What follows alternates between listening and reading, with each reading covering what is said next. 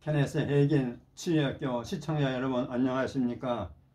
오늘은 이제 248강입니다. 248강의 제목은 칼빈주의 신학의 피해자일 수도, 칼빈주의 신학의 피해자일 수도, 이런 제목입니다. 요절 말씀은 출애굽기 15장 26절입니다. 너희가 내 계명의 귀를 기울이면 나는 너희를 치료하는 여호와임이라. 나는 너희를 치료하는 여호와임이라. 아멘. 여러분, 그동안 잘 계셨습니까? 이제 날이 조금씩 풀리기 시작하고 있습니다. 빨리 따뜻한 봄이 오면 좋겠습니다. 며칠 전에 제 동기 목사님이 서울에 있는 어느 유서 깊은 140~150년 된 어느 유서 깊은 교회에 초청을 받아서 설교하게 되었습니다. 그분은 말하기를 이 교회 담임 목사가 몇 년 전에 별세했다면서 안타까움을 표시했습니다. 그래서 제가 관심이 있어서 검색을 해보았더니 안타깝게도 그 담임 목사님이 64세에 췌장암으로 돌아가셨습니다. 이분은 목사의 아들로서 한국 최고의 대학, 최고의 기업을 거쳐서 주의 부르심을 받고 한국과 미국의 칼빈주의 신학교에서 공부하고 박사학위를 받으셨습니다. 귀국 후에 초대 선교사가 세운 역사적인 교회, 140년 된 역사적인 교회에 청빙을 받아서 27년간 심으면서 성공적인 목회를 하시다가 64세에 질병에 쓰러진 것입니다. 이분은 제가 학력을 보니까 학력이 너무 좋더라고요. 그래서 교수도 하시고 또 설교집이 무려 14권, 그 예화집 7권, 굉장히 연구를 많이 하신 분이죠. 이렇게 책을 냈습니다. 이분은 설교 한 편을 준비하기 위해서 보통 10권 이상의 책을 참고한다고 하니까 얼마나 학구적인 엘리트 목사님인 것을 알 수가 있습니다. 그래서 이분의 집무실 안에 들어가면은 온갖 책들로 꽉 차있다고 합니다. 그러니까 도서관을 방불한 것이죠. 되게 목사님들의 서재는 책이 많습니다. 근데 이분은 공부를 많이 했기 때문에 다른 목사님보다 더 책들이 많을 것으로 생각됩니다. 근데 저는 말이죠, 이 목사님의 죽음을 보면서 이분도 칼빈주의 신학의 피해자가 아닐까 그런 생각을 해보았습니다. 왜냐하면 여러분 알다시피 칼빈주의 신학에는 질병 치유가 없기 때문입니다. 다시요, 칼빈주의 신학에는 질병 치유가 없기 때문입니다. 칼빈의 16세기의 종교 얘기를 할 때에 기존의 치유 사역을 미신적이라면서 칼빈 신학에서 완전히 배제시켰습니다. 없애버렸어요. 근데 치유 사역뿐만 아니라 모든 성령의 초자연적 능력과 은사와 기적과 표적 같은 걸 인정하지 않았습니다.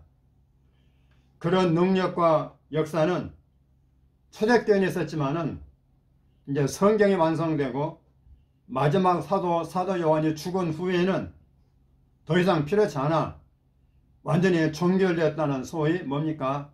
은사 중단론을 처음으로 주장하면서 개혁교회에서 퇴출시켜 버렸습니다.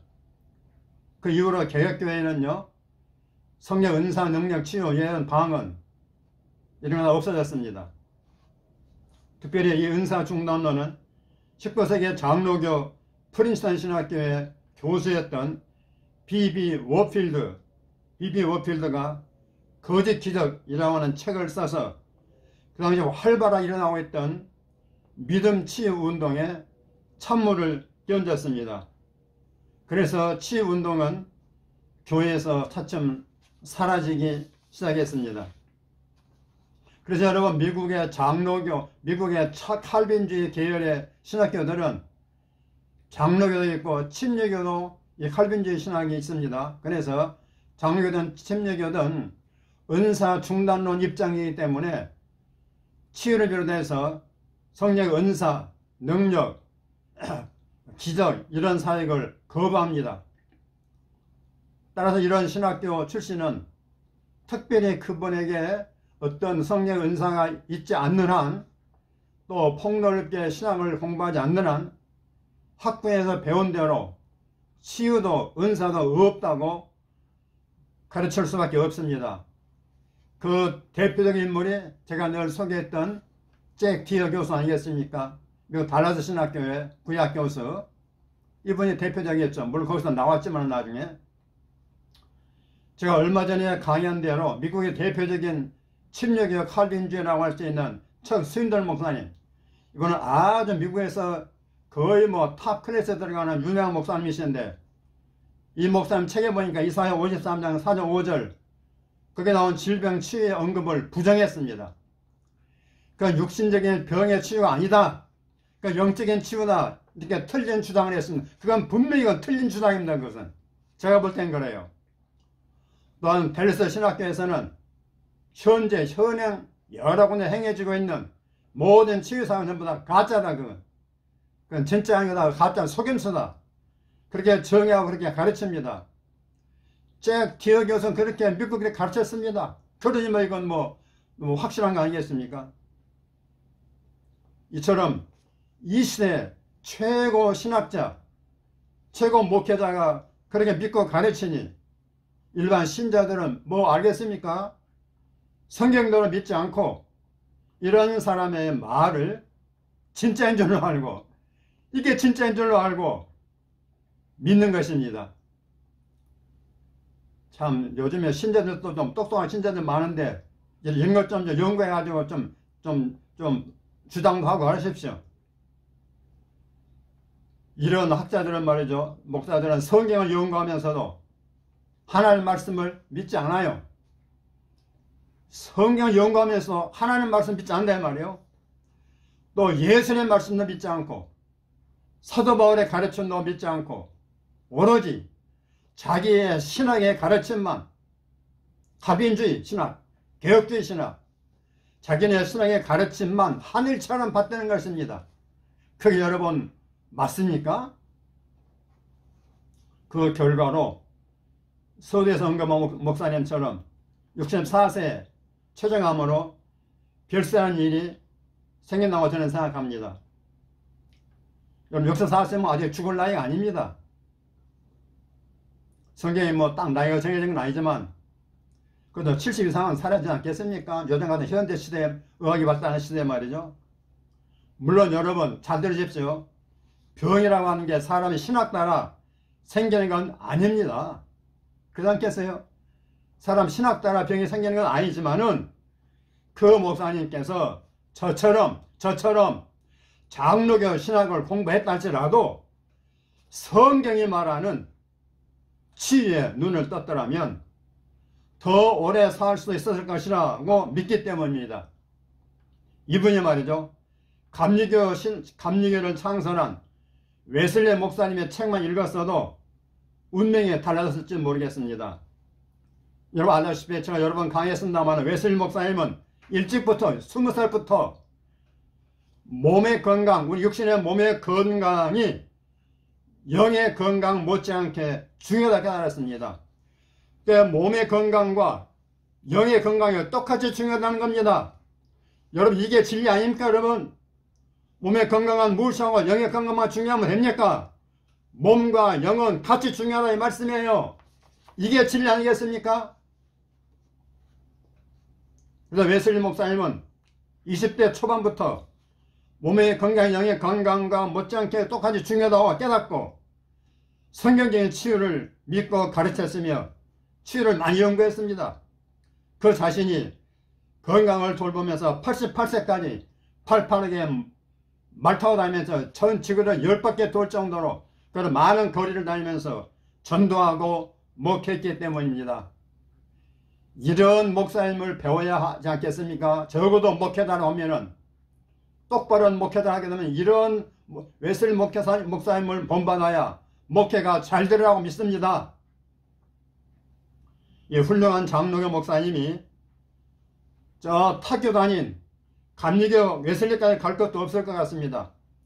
왜냐하면 장로교는요, 저도 장로교지만은 감리교를 그렇게 뭐 높이 평가 안 합니다. 그러니까 잘 별로 관계도 안 와요. 그러지만은 또 타교단이라고 무시한다 말이죠. 그러지만은 저도 공부를 많이 하고 박사님이시니까 타교단인 감리교 웨슬리까지 갈 것도 없다 이 말이에요. 그건 이해를 하겠습니다. 그러나 왜 그러냐면은 이 목사님께서 말이죠. 이 목사님 담임한 그 서울의 그 교회 전임 선배 전임자 중에 김익두 목사라는 분이 1935년에 제 8대 담임으로 3년간 심의했기 때문입니다. 이거 중요한 얘기입니다.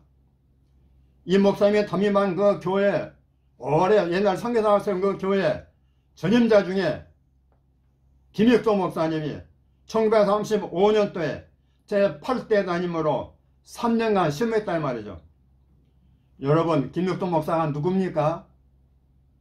요즘 젊은 분은 잘 모를지 모르겠지만 웬만한 분 다 알고 있습니다. 제가 알기로 한국이 낳은 기독교 역사상 최고의 치유 부흥사라고 저는 확신합니다. 보통 우리는 옛날에 부흥사 목사님들이 부흥회할 때 목사님들이 보통 깡패 목사, 김익도 깡패 목사, 깡패였다. 뭐 그런 정도로만 알기 쉬운데 여러분 그건 잘못된 생각입니다. 김익도 목사님이야말로 마가복음 16장 17, 18절 말씀을 그대로 믿고 하나님 말씀이니까 그대로 믿고 기도해서 병자를 고침으로 20세기에 사도행전을 재현시켰다는 평가를 받는 장로교 목사였습니다. 대한민국 교회사에서 저 옛날에 사도행전을 재현시켰다는 그런 평가를 받는 최고 부흥 목사님이었습니다. 이번은 전국 순회 부흥회를 통해서 그 당시에 전국을 돌면서 말이죠. 헤아릴 수 없을 만큼 많은 사람이 온갖 질병으로부터 해방받고 치유받고 귀신들이 쫓겨나가고 불신자들의 직교로 돌아왔습니다. 너무너무 기적이 많이 일어났기 때문에 너무 많은 병자들이 온갖 병자들이 고침받았기 때문에 오죽 했으면 장로교단에서 치유를 부정하는 장로교단에서 말이죠. 그의 치유 기적의 사실 여부를 조사하기 위해서 이적 명증회, 이름도 개상하죠. 이적 명증회라고 하는 단체를 만들어 가지고 세밀히 조사했는데 모두가 사실로 판명되었습니다. 모두가 사실로 판명되었습니다. 뭐 거짓 기적이라고요? 그 사람 그 신학자가 거짓말쟁이지 현장을 모르고 신학교 책 속에만 파묻혀 가지고 사니까 거짓 기적이라고 하는 그런 잘못된 마귀 같은 책을 썼다 이 말씀이에요. 그런 신학자를 여러분 높이면 되겠습니까? 그건 사단의 앞잡이 아닙니까 여러분? 이적 증명을 명증을 만들어 가지고 조사했는데 다 사실이다 사실. 그런 걸 조사한 장로교단이 그걸 못 깨닫고 치유를 부정하면 되겠습니까? 하나님의 계시 같은 그런 사실을 우리에게 가르쳐준 거 아니겠습니까? 근데 그걸 이적 증명해가지고 그 사실이면 교회에서 가르쳐야 될 거 아닙니까? 교단적으로. 근데 그럴 만한 지혜가 없었어요. 마귀가 잡힌 거 아니겠습니까 여러분? 왜 그러냐면 그 당시 우리나라에 처음에 들어온 장로교 성교사들은 어디 출생했습니까? 초등학교 장로교 신학교 출신 아닙니까? 뭐 개혁장로교 그 언더우드 목사도 개혁장로교 출신이다 여러분. 그러니까 치유를 알 턱이 없는 거죠. 전부 다 그런 사람들 한국에 들어와가지고 이런 치유상을 아마 안 가르쳤다 이 말입니다. 그러니까 그건 그 다음 실수죠. 왜냐 칼빈의 후이니까. 그게 잘한 일입니까 여러분? 잘못된 것이죠 여러분. 그러니까 이 장로가 초기에 장로가 성교사들이 전해준 신학도 치유가 빠진 칼빈주의 신학일 테니까 그런 웃기는 일을 벌여진 겁니다. 눈앞에도 보면서도 말이죠. 그걸 또 거짓말인가 아닌가 또 조사를 한다고요? 저 엉터리 어디 있습니까 여러분? 근데 사실을 밝혀졌으면 그걸 공표해가지고 교회에서 가르쳐줄 게 아니겠습니까? 근데 신학이 못 가르치겠죠? 최정암으로 별세한과 훌륭한 박사 목사님이 이런 대선배인 김옥선 목사님만 연구해서도 64세에 일찍 이른 나이에 죽지는 않았을 텐다는 아쉬움이 남습니다. 저는. 여러분 어떻게 생각하십니까? 공부를 아무리 많이 했어도 박사, 석사, 박사 할지라도 교단 신학에 갇히면은 그 신학에 포로가 되기 마련입니다. 이게 불행한 일이에요. 여러분 교단 신학에 밥 먹여주는 겁니까? 생명 살려줍니까? 성경에 살려주는 거지 교단 신학에 살려주는 건 아닙니다. 여러분. 오늘 오늘 말씀처럼 우리 하나님 일찌감치 그 백성들에게 나는 너희를 치료하는 여호와라고 자기 자신을 치유자로, 영어로 힐러, 치유자로 계시하셨습니다. 계시. 영어로는 I am the Lord your healer. I am the Lord your healer 라고 합니다. 택한 백성 이스라엘의 치료자신 주 예수님께서는 그에게 로드는 신약의 주님이십니다. 그 당시에 복음서에 보면 그에게로 몰려드는 모든 병자들을 다 고쳐주셨습니다. 숫자를 헤아리면 수만 명까지 수만 명도 더 될지 모르겠습니다. 다 고쳐줬다고 사복음서는 말합니다. 모든 귀신들 인자들도 다 고쳐졌습니다. 또 사도행전에서도 병변자들이 많이 치유받았습니다. 해를 수 없이 많이 받았습니다. 또 주님의 지상 명령 가운데도 병든 자에게 손을 얹는 적 나으리라 손을 얹는 적 나으리라 그러한 치유 복음이 들어있습니다. 그래도 불구하고 가장 성경적이라고 자랑하는 칼빈주의 신학이 질병 치유를 거부하고 있으니 마귀에게 속아도 단단히 속은 게 아닌가 생각됩니다. 잘못된 신학 때문에 오래 살 수 있는 목회자들이 70 전에 세상 떠난 경우가 우리 주변에 한두 사람이 아니고 상당히 많습니다. 최정암으로 별산이 목사님의 서재에 비치된 책들이 엄청 많았다고 합니다. 그런데 거기에 그 수많은 몇만 권 되는 수많은 책 가운데 치유와 관련된 육신의 병의 치유와 관련된 책은 아마 한 권도 없었으리라 라고 저는 추측해 봅니다. 그건 신학교도 안 가르치니까 칼빈주의에서 신학교는 일체 안 가르치니까 저는 3일 동안 공부하면서 한 번도 힐링 치유란 말 들어보질 못했습니다. 그러니까 알 수가 없는 거죠. 알 수 없는 거죠. 미국 유학 가서 칼빈주의 신학은 더 안 가르치는 거죠. 거기는. 그러니 치유 관련 책을 사겠습니까? 다른 책도 읽을까만 하는데. 그래 얼마나 이거 불행한 일입니까 여러분. 성경 맨날 읽지요. 읽으면 치유가 얼마나 많이 나는가. 복음 읽으면 맨날 그 치유가 몇 장 나오면 치유 아닙니까? 눈이 멀어버리니까 신학의 눈을 가려버리니까 이러한 비극이 나오고 있는 것입니다. 완전히 마귀에게 점령당한 서재에 무슨 은혜가 있겠습니까? 여러분 안타깝습니다. 여러분들이 이러한 제 말씀을 들으면은 저를가께서 아니 목사님 왜 목사님 위대한 종교개혁자 칼빈을 존 칼빈을 비난합니까? 라고 저를 질책할지 모르겠습니다. 아닙니다. 여러분 잘 들으세요. 저는 신학을 존중하고 또 요한 칼빈도 크게 존중합니다. 얼마나 내가 칼빈을 존경했으면은 신학교 재학 시절에 칼빈의 유명한 책을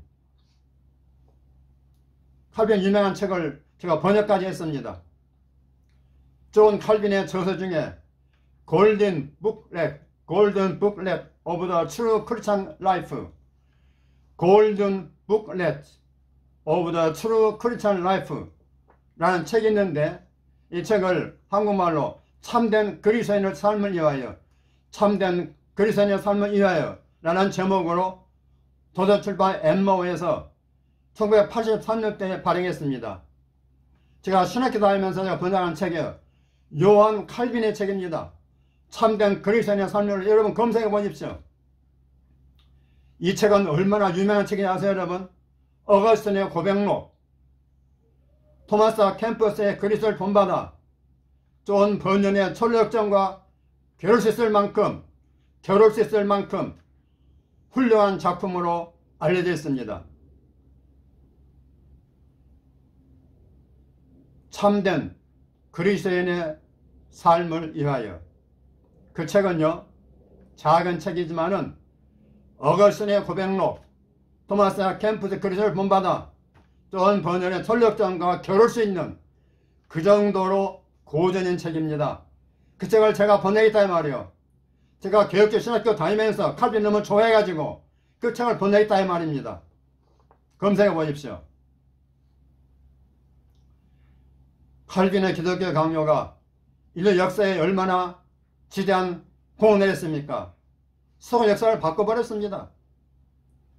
하지만 그분이 성경에 분명히 말하고 있는 치유를 부정하고 배척한 것은 큰 실책이라는 점을, 크나큰 실책이라고 하는 점을 제가 지적하는 것 뿐입니다. 성경의 치유를 거부한 그 자신이 건강했습니까? No, 아니에요. 무려 14가지나 온갖 질병에, 현대 병도, 현대 의사들도 못 고칠 수 있는 그런 질병에 시달려가지고 55세라고 하는 짧은 나이에 별세했습니다. 그러면 후대들이 각성해야 될 텐데, 칼빈을 따라서 이런 나이에 죽어가는 후대들이 얼마나 많습니까? 그런 게 안타까워서 제가 너무 안타까워서 이런 일을 하고 있는 것입니다. 목사님 몇 살에 죽든가 살든가 그거 저랑 관계할 필요는 뭐 있겠습니까? 많은 같은 칼빈주의 신학을 공부한 사람으로서 저 사람 깨달아가지고 확 돌아서야 되는데, 치유를 공부해야 되는데 치유 책도 읽지 않고 그저 몸 관리 안 하다가 일찍 죽으니까 안타까워서 하는 얘기지. 제가 뭐라고 이런 얘기 할 필요가 뭐가 있겠습니까 여러분? 저 사람 장로교 신학을 공부했다 할지라도 한 분이라도 성경대로 치유의 은혜를 알고 웨슬리 목사님처럼 몸 건강의 중요성을 깨닫기를 바라는 심정에서 장로교 신학을 공부한 제가 총대를 메고 칼빈 신학의 약점을 지적한 것임을 여러분 이해해 주시기를 바랍니다. 여러분, 아무리 훌륭한 목사님이라도 이 땅에 최고의 목사님이랄지라도 몸이 아파서 누워버리면 모든 것은 정지되거나 끝나는 것입니다. 여러분, 천없는 사람도 끝나는 거예요. 최근 제 가까운 지인이 2분이나 제가 장례를 치렀는데요, 죽으면 끝이에요. 한 줌에 죄로 끝납니다. 근데 칼빈주 공부하는 분들이, 목사님들이 70도 되기 전 일찍 나이에 이런 질병에 걸려 죽으면 되겠습니까? 할 일이 많은데 그걸 깨닫고 치유 좀 공부해가지고 좀 70, 80, 90, 100살까지 사시라 이 말이에요. 할 일도 많지 않습니까 여러분? 복음을 전해야 될 거 아니겠습니까? 왜 병에 쳐가지고 일찍 죽냐 이 말이에요. 안타까워서 하는 얘기입니다. 이해가 되시죠 여러분? 깨달으면 복이고 못 깨달으면 그건 복이 아니죠. 몸이 아파보세요. 누워버리세요. 누워보세요. 인생 끝입니다 여러분. 누구 탓할 것도 없고 그 사람 자신의 책임이지. 여러분 모두 2025년도에 몸과 영의 중요성을 똑같이 깨닫고, 몸과 영의 중요성을 똑같이 깨닫고 성경대로 치유받아서 건강한 가운데 주의 힘쓰시기를 간절히 바랍니다. 오늘의 치유 말씀 한 구절입니다. 요한복음 21장 22절, 예수께서 이르시되 너는 나를 따르라 하시더라. 너는 나를 따라 하시더라. 여러분, 우리는 예수를 따라야 됩니다. 그 말은 성경을 따라야 된다는 말입니다. 신학자 따르지 마십시오. 단 신학자가 성경과 일치하면 따르고 안 그러면 여지없이 버리십시오. 너는 나를 따르라. 예수님을 따르라. 성경 말씀을 따르라. 그 말씀입니다. 이제 고백과 선포하는 시간입니다. 5문장입니다. 첫째, 6문장입니다. 첫째, 나는 성령의 은사, 치유, 기적 등을 인정하는 신학을 바른 신학으로 인정합니다. 이게 맞는 거죠. 나는 성령의 은사, 치유, 기적 등을 인정하는 신학을 바른 신학으로 인정합니다. 아멘, 아멘.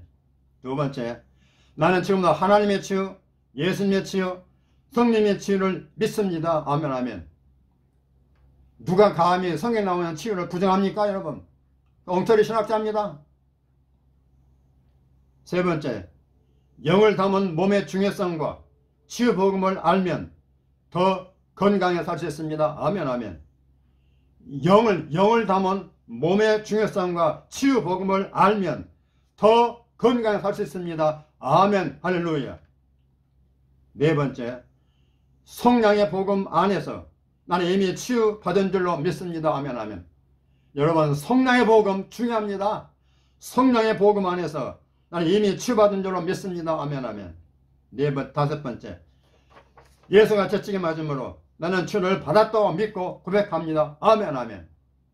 예수가 채찍에 맞음으로 나는 치유를 받았다고 믿고 고백합니다. 아멘, 아멘. 성경 말씀 나와 있습니다. 여섯 번째, 질병 치유는 온전한 복음에 포함된 진리임을 확신합니다. 아멘, 아멘. 질병 치유는 온전한 복음에 포함된 진리임을 확신합니다. 아멘, 아멘, 할렐루야, 할렐루야. 여러분, 승리하십시오. 이제 책을 간단히 소개했습니다. 여러분, 책을 잘 만나면은 인생이 변화되고 축복받을 수 있고 질병 고침을 받을 수 있습니다. 자, 제가 번역한 거 치유는 12가지 비결. 이거는 뭐 최근의 책이지만은 이것은 치유의 고전이나 비슷한 책입니다. 너무 좋은 책입니다. 그렉 목사님의 치유는 12가지 비결. 그다음에 짜지는 거 제가 쓴 책입니다. 하나님의 치유 성경 49절 이렇게 고백하라. 이건 실천편입니다. 그 다음 잭티 교수님 책 성령의 은사 중단론을 비판한 책입니다. 그리고 치유된 책입니다. 이거 아주 중요한 책입니다. 왜 나는 아직도 성령의 능력에 놀라는가, 이 책을 소개합니다. 또 제가 쓴 책입니다. 이렇게 치유하라, 질병치유 메시지. 제가 유튜브 강의한 것 절반 정도를 요약해서 책으로 정리한 책인데 이것도 여러분에게 필요할 것입니다. 그 다음 오목사가 열어주는 치유의 문 간증명 고백기도, 이건 그렉 목사님의 책을 제가 또 해설한 책을 쓴 것입니다. 또 앤드루 오명 목사님의 책 당신 인생을 변화시킬 이시카의 계시적 깨달음. 이분이 왜 오늘 이렇게 유명한 목사님이 됐는가, 이 비밀이 여기 들어있습니다. 이번 E.W. 캐년 목사님의 모든 병을 고치는 의사 예수, 모든 병을 고치는 의사 예수, E.W. 캐년의 책입니다. 그 다음 기스먼 목사님의 페이스스쿨 믿음혁명 1, 또 믿음혁명 2, 이 두 책은 믿음에 대해서 아주 획기적인 책이기 때문에 여러분 많이 도움될 줄 믿습니다. 여러분 리더들을 이 책으로 교육시키면 여러분 교회가 잘 될 줄 믿습니다. 감사합니다. 여러분 댓글 응원해 주시고, 또 새로 이제 유튜브에 들어오신 분들은 이런 책들을 구입해서 여러분이 영양식으로 삼으면 되겠습니다. 여러분 감사합니다. 승리하십시오.